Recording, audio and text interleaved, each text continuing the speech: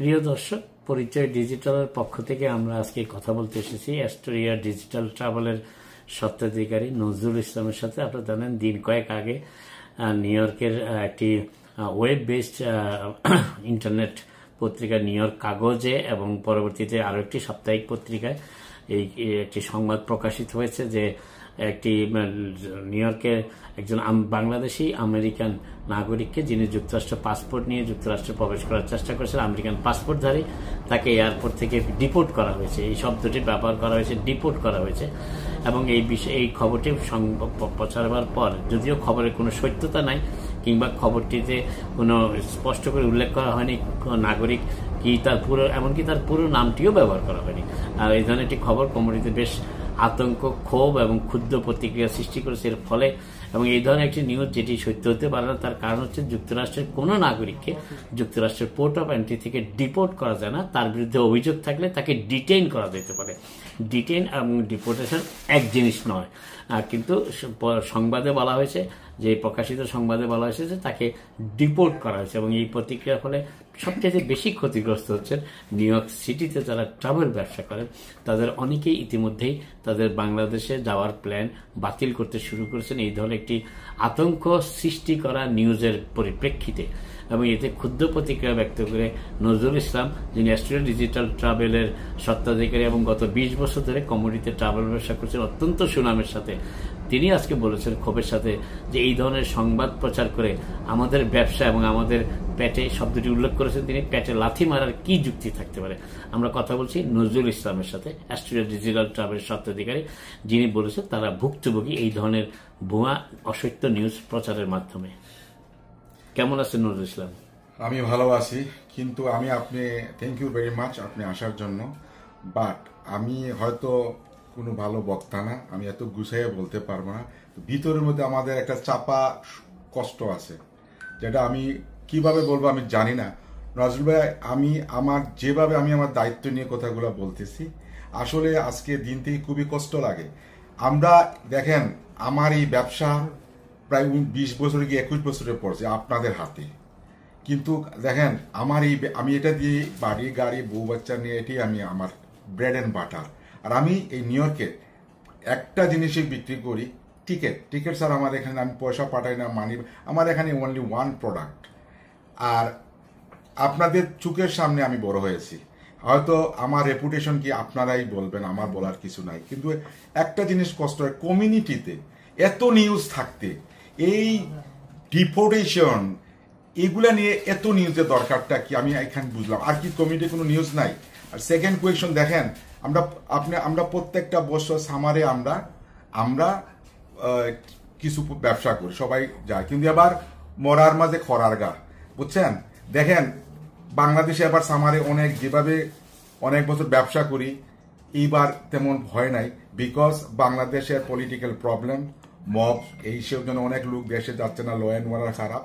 Second thing, আমাদের এখানে কিছু লয়ার ভাইরা আছেন, নাম নাই নিলাম, ওনারা লাইভে এসে বলল যে গ্রিন কার্ড না নিয়ে দেশে যাওয়া ভালো না, এখানে 6 জন ধরছে, এখানে 5 জন ধরছে, এটা আমাদের সমাজের এফেক্ট। তারপরে দেখেন ইন্ডিয়া পাকিস্তানের যুদ্ধ, ইরাকের যুদ্ধ, এখন তা নিয়েও খুব কষ্ট। এবার ব্যবসা বলতে মানে কোনো ব্যবসায়ী হয় নাই, কারণ সবাই আতঙ্ক। এখন গ্রিন কার্ডে আপনারা চলে আসেন, আমি আপনাকে এইভাবে বলবো, কারণ আপনারা সাংবাদিক, আপনারা গ্রিন কার্ডে চলে আসেন বাই পাসপোর্টে, আমেরিকান পাসপোর্টে। What is this? আমি আপনাকে চ্যালেঞ্জ করতে পারবো যে কোথাও যদি আপনি দেখাইতে পারেন, আমি $10,000 আমি পুরস্কার কোথার থেকে ব্যাক করে দিছে আমারে বলেন। একটা পাসপোর্টধারী লোক যখন আমেরিকাতে ঢুকবে, তার পরিচয় সে আমেরিকান পাসপোর্ট, তাকে যদি ডিপোর্টেশন করে এখান থেকে ফিরত, তাহলে কোন দেশে পাঠাবে ভাই? আমার এই কোয়েকশনটা উত্তর দেন। সেকেন্ড থিং, কোন গ্রিন কার্ডধারীরা এখান থেকে এয়ারপোর্ট থেকে পাঠিয়ে দিছে? দেখেন, কমিউনিটি অনেক নিউজ থাকে, কিন্তু ইদানিং দেখি আপনারা এমন কিছু বুলেশন, শুধু আপনারা এখানে 6 জন ধরছে, এখানে 13 জন গেছে, কোথায় ভাই? আমরা তো কেউ দেখি না। আমাদের যারা প্যাসেঞ্জার গেছে সবাই তো যাচ্ছে, কিন্তু এইগুলা বইলা এই কমিউনিটির আতঙ্ক সৃষ্টি করার কারণটা কি? এইগুলা তো আমাদের মানে পার্সোনালি আমাদের পেটে লাথি মারা। আর যদি ঘটনা যদি ঠিক থাকতো কোনো দুঃখ ছিল না। খুবই খারাপ লাগে, কিন্তু আপনাদের হাতে আমি বড় হয়েছি, আমার এই ট্রাভেল আমি এই ব্যবসাতে 20 বছরের উপরে আছি, কিন্তু ভাই আমি কিভাবে আপনাদের এক্সপ্রেস করবো আমার এই যে আমার চাপা ক্ষোভটা, আমি জানি না দর্শক কিভাবে নেবে। আমি কি খোলামেলা কথা বললাম, আমাদের এইটার কারণটা কি, এই যে কমিউনিটিতে আতঙ্ক চড়াবার কারণটা কি, আমি আপনাকে কোয়েশ্চন করতেছি।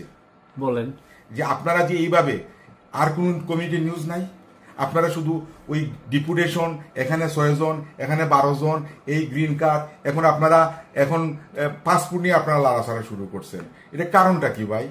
আমি একটা কথা জানতে চাই আপনার কাছে, এই পর্যন্ত এই ধরনের একটি নিউজ প্রকাশিত হওয়ার পর যারা আমেরিকার নাগরিক আছে তাদের কেউ কি আপনার রিজার্ভেশন চেঞ্জ কিংবা ক্যান্সেল করতে চাইছে? অবশ্যই অনেকে আমাকে ফোন দিছে। আজকে দেখেন, একজন আমি আপনাকে কাস্টমার সাথে কথা বলে দিতে পারবো। আজকে একটা লোক 3 মাস আগে টিকিট নিছে ফিলাডেলফিয়া থেকে, আজকে বলতেছে ভাই কি একটা শুনলাম, আমার ভাই বললো ও গুছাইয়া বলতে পারতে না। আমি মনে হয় এই স্টাফ যা ভাই ওয়াচিং, এই আমি তারে বুঝাইতে পারবো না, বেশি বুঝানি গেলে মনে করে আমার টিকিটটা বিক্রির জন্য তারে পুশ করতেছি। তো আপনি দেখেন না, আপনি আমার কেন অনেক ট্রাভেল এজেন্সি জিজ্ঞেস করেন, সবাই এখন হাওয়া কোনো ব্যবসাটা কোথায় নামছে, শুধু আমাকে এখন জিজ্ঞেস করতেছে। আরো কিছু যারা আছে তাদের কাছে আপনি দেখেন, সবারই একই অবস্থা। আমার তো দীর্ঘ 20 বছরের অভিজ্ঞতা, আমি এই রকম খরা কখনো দেখি নাই। এখন আমরা এখন আমাদের দেয়ালে পিঠ লেগে গেছে। তো আপনার কি এই ধরনের মিথ্যা সংবাদ প্রকাশ কিংবা প্রচারের ব্যাপারে কোনো ব্যবস্থা গ্রহণ কিংবা কোনো ধরনের, যারা এই ধরনের সংবাদ প্রকাশ করে কিংবা প্রচার করে সত্য মিথ্যা যাচাই বাছাই না করে এবং কমিউনিটিতে আতঙ্ক কিংবা ক্ষোভ ক্ষুদ্র প্রতিক্রিয়া সৃষ্টি করে, তাদের ব্যাপারে আপনাদের বক্তব্যটা কি? মূল আমার বক্তব্য, আমি সবার সাথে একটা ভালো সম্পর্ক, সাংবাদিক সবার সাথে আমরা যতটুকু পারি আমরা আমাদের নিজস্ব থেকে আমরা সাপোর্ট করি সবসময়। আপনাদের উচিত আমাদেরও সাপোর্ট করা, যাতে আমরা বেঁচে থাকি। এবং আমাদের একটা সংগঠন আছে আটাবের প্রেসিডেন্ট, উনি দেশের বাইরে আছেন, বাট আমাদের তো যাওয়ার হয়ে গেছে। এখন তো অলরেডি আমাদের সিজন শেষ হয়ে গেছে, আমাদের আর কি করার, তা আমাদের তো অলরেডি দেওয়ালে পিক লেগে গেছে। আমি বললাম তো, আমি তো একদিন এই ব্যবসায় আসি নাই। আপনাদের হিসাব করে আঙ্গুলে আপনি বলেন, আমি কত জিনিস থেকে আমি চ্যালেঞ্জ করে আমি কমিউনিটিকে সেবা দিয়েছি। এই যে ওয়ার্ল্ড ওয়াইড একটা মারাত্মক দাপট, আমি এটাকে হ্যান্ডেল করছি। আমি নজরুল, তখন আমি ছিলাম, আমি মানুষকে অনেক সাহায্য সহযোগিতা করছি, এটা তো আমার বলার না, আপনি নিজেও জানেন। কিন্তু আমাদের যা হওয়ার তো হয়ে গেছে। তবে এই ধরনের নিউজ যাতে ভবিষ্যতে আর কেউ প্রচার না করে, প্রকাশ আমি সবাইকে, I respect all of the journalist. আমি আপনার মাধ্যমে বলতে চাই, প্লিজ আপনারা যাই করেন, আপনারা যদি সত্য হয়ে প্রচার করেন, আপনারা একদম অমুকে বলছে কোনো স্পেসিফিক 100% কনফার্ম না হইয়া আপনারা যদি এইগুলো নিউজ করেন, হয়তো আপনাদের পেপার বা আপনাদের কাটতি হতে পারে, কিন্তু বিনিময়ে আপনাকে লক্ষ্য করতে হবে, দিস ইজ আওয়ার বিজনেস, আমাদের ব্রেড এন্ড বাটার, আমরা এটাই করিয়ে খাই। আমাদের এখন আর কোনো, আমরা বয়স হয়ে গেছে, আমাদের এখন কিছু করিয়ে খাওয়ার কোনো চারা নাই। কিন্তু আপনাদের সাথে রেসপেক্ট লাগে আমি all the journalist, I love you all guys. Please আপনারা সত্য মিথ্যা যাচাই করে আপনারা নিউজ করেন।